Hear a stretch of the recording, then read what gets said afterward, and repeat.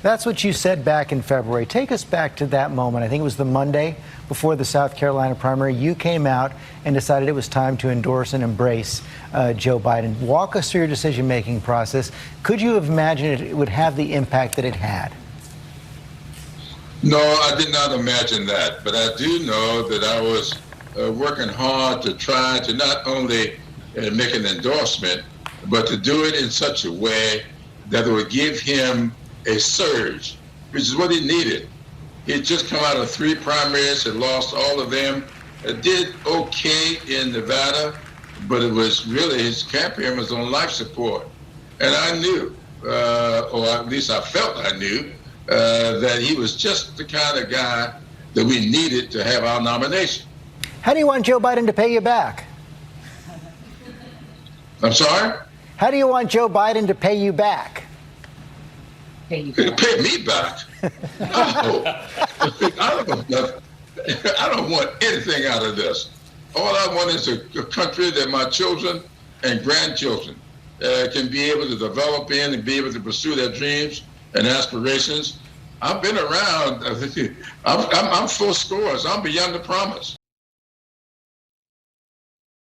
So after Jim Claiborne claimed publicly that Joe Biden doesn't owe him anything for pretty much saving his campaign, Michael Eric Dyson came out and said that he's already paid his debt by making the general a black man.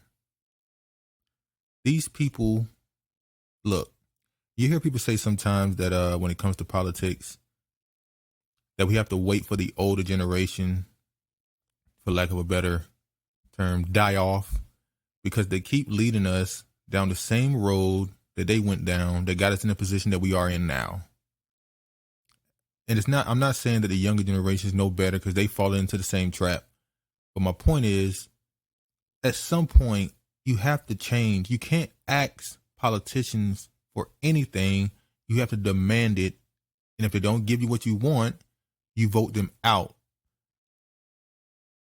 Like, I'm not a person who thinks that politics is a true way for us as black people to truly improve our situation. But if you're going to use it, it has to be homegrown. It has to be grassroots. You have to have somebody who you've, since they were young, instilled in them the values and what's necessary before they even get to the level of running for president. You can't ask someone who already has his own ideas, his own plans. You can't ask them to then adopt what you want unless you're willing to keep your vote, because that is what your power is at this point. If you believe in use of politics, you have to keep your vote in order to gain something. I mean, Ice Cube was castigated all across the internet because he simply took a phone call from the Trump campaign. And what's crazy is the Biden campaign still didn't reach out to him. They simply sent out a smear. Hey, we tried to get him on a Zoom call. He said no. Like, why would I, as a person who have a plan, want to get on the Zoom call and talk to you? You need to read my plan and get back to me. It's that simple. You know, but that goes along with this thing here. Keisha Lance Bottoms, Biden, after all that stomping she did in a state that Biden turned blue, allegedly, you would think she probably had a big part in his winning of Georgia. And he offers her a trip to the Bahamas. He offers her the ambassadorship of the Bahamas. It's so disrespectful. And like I said when I uploaded the other videos, he doesn't respect you.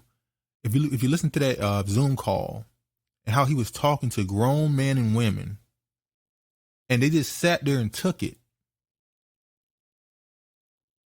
you realize why we are in the position we're in today. Just allow so much disrespect. It's insane.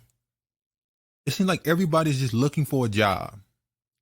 Keisha Bottoms, Stacey Abrams went on national television and got embarrassed because she thought he was going to offer her the VP position.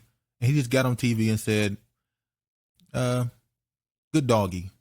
Thank you for doing what I told you to do. you know. And then you got this here. More than 1,000 black women urged Joe Biden to win with black women by including more to his administration. They did the same thing to convince him to choose Kamala Harris. At some point, the biggest headline going into this election was representation. We need more representation. Representation means nothing if the people that are being chosen don't fit the ideals that help your community. What's the point of having black women in his administration if the administration is not going to do anything for you? At some point, man, it got to click for us. And I'm not somebody who was, who thought you should have voted for Trump or anything, but at some point you have to just be willing to watch the ship fall.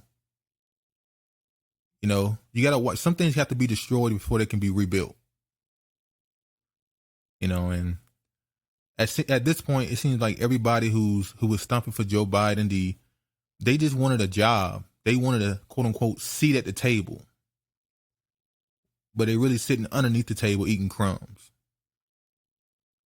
So I don't know, man. We're gonna see what goes on for the next month, because the next month is gonna be a big thing. Whoever he chooses to be his attorney general and such.